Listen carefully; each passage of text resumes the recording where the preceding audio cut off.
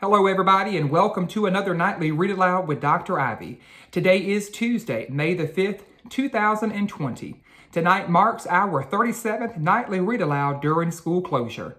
For those of you who are just now joining us in on our Nightly Read Alouds, my name is Trevor Ivey, and I am a proud educator in Sumter County, South Carolina. And like so many of my educator colleagues right here in my very own community, across the state, our nation, and even the world, are being asked to step up and out of our comfort zone to completely redesign teaching and learning experiences to keep our children meaningfully engaged during this challenging time when schools are closed, but learning must continue. To that end, I have dedicated myself to a nightly read aloud at 8 o'clock p.m. Eastern Standard Time for each school night during school closure to help maintain some sense of normalcy. It's designed as a family fun, engaging event for boys and girls of all ages.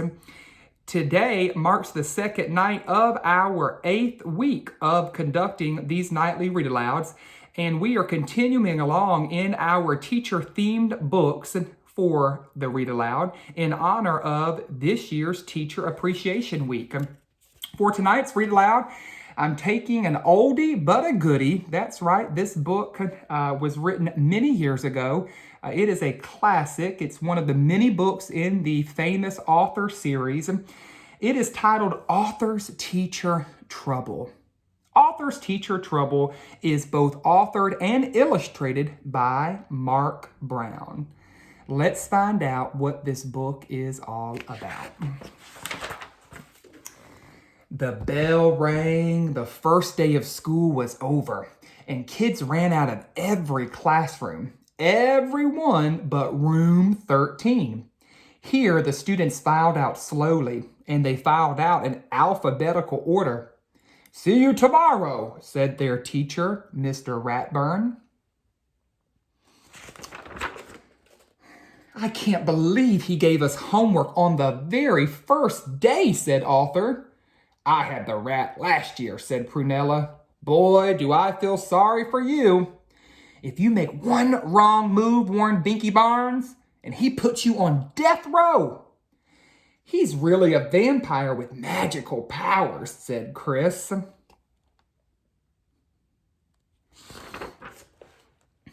As everyone was leaving, the principal came out of his office and said, "Are you all ready for the September Spellathon?" he asked.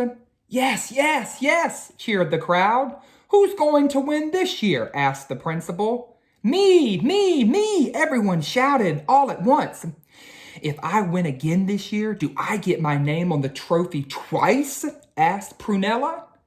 "Not if I can help it," said Francine.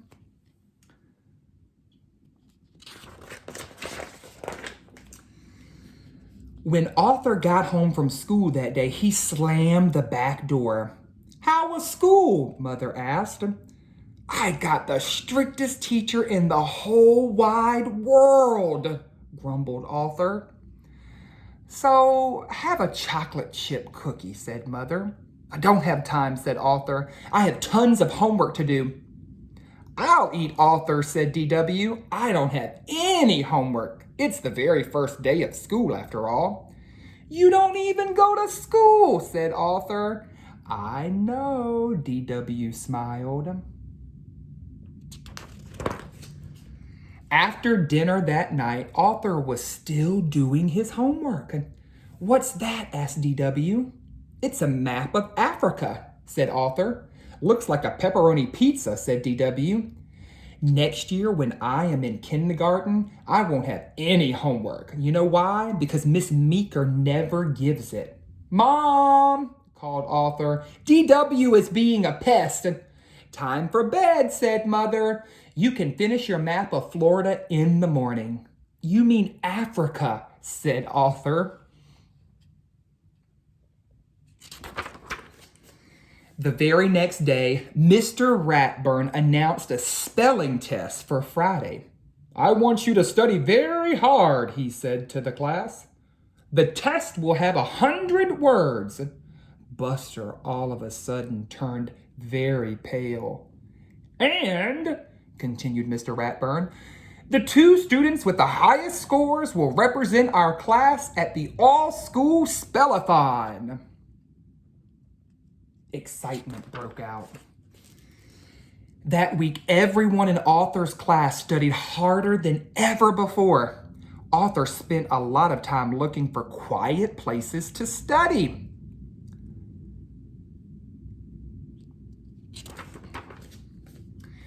Suddenly, it was Friday, and it was time for the test. Arthur could smell Miss Sweetwater's class making popcorn, making it impossibly hard for him to concentrate on the test. He could also hear Mrs. Fink's class leaving for a field trip to the aquarium. "Why did we have to get stuck with the rat?" he said to Francine.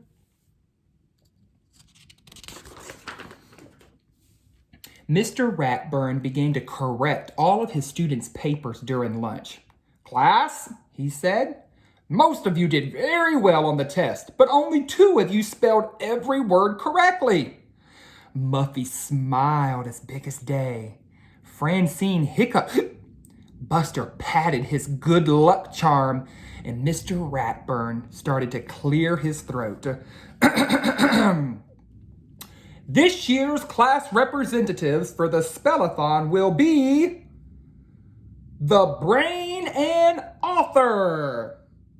"There must be some mistake," said Muffy.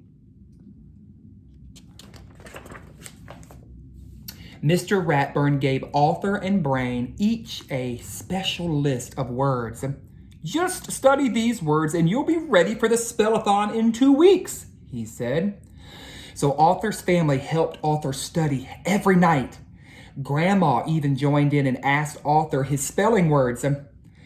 "How about your chores?" Father asked. "Have you made your bed?" Mother added. DW joined in on the fun too.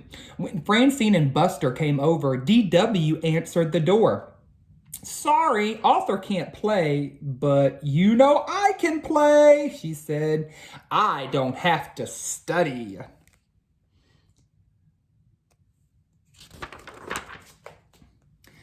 "I can't believe the spellathon is finally here," said Grandma. "Maybe now we'll get a little bit of peace and quiet around here," DW said. "Good luck, Author," said Mother and Father.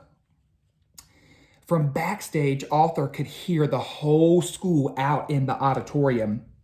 "Well, today's the big day," said Mr. Ratburn. "How do you feel?" "I feel fine," the Brain answered. Author gulped. "I wish I were still back in the bed." The principal welcomed everyone and began to explain the rules of the spellathon. The Brain had the first turn. He stepped up to the microphone.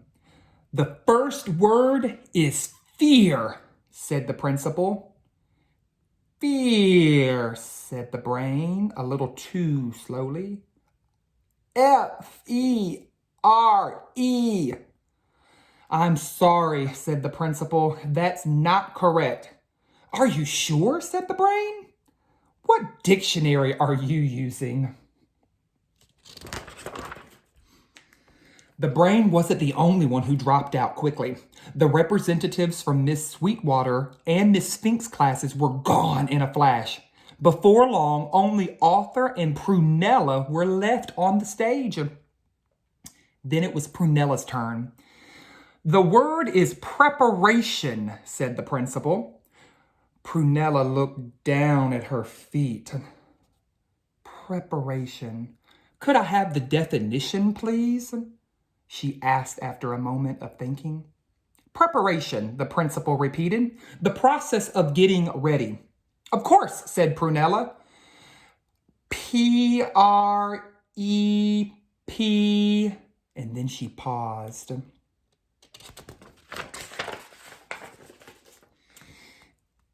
E-R-A-T-I-O-N?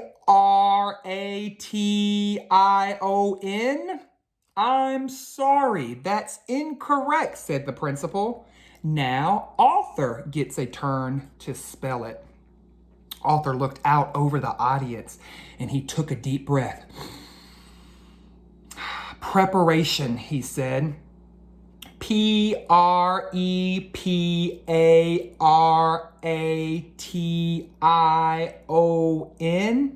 Correct, said the principal. Everyone in Mr. Ratburn's class cheered for Arthur. Yay! Way to go, Arthur! Then Mr. Ratburn went to the microphone and said, I'm very proud of you, Arthur, he said. In fact, I'm proud of my whole class. They worked very hard. This is the last third grade I'll ever have in the spellathon. But next year, I look forward to a brand new challenge.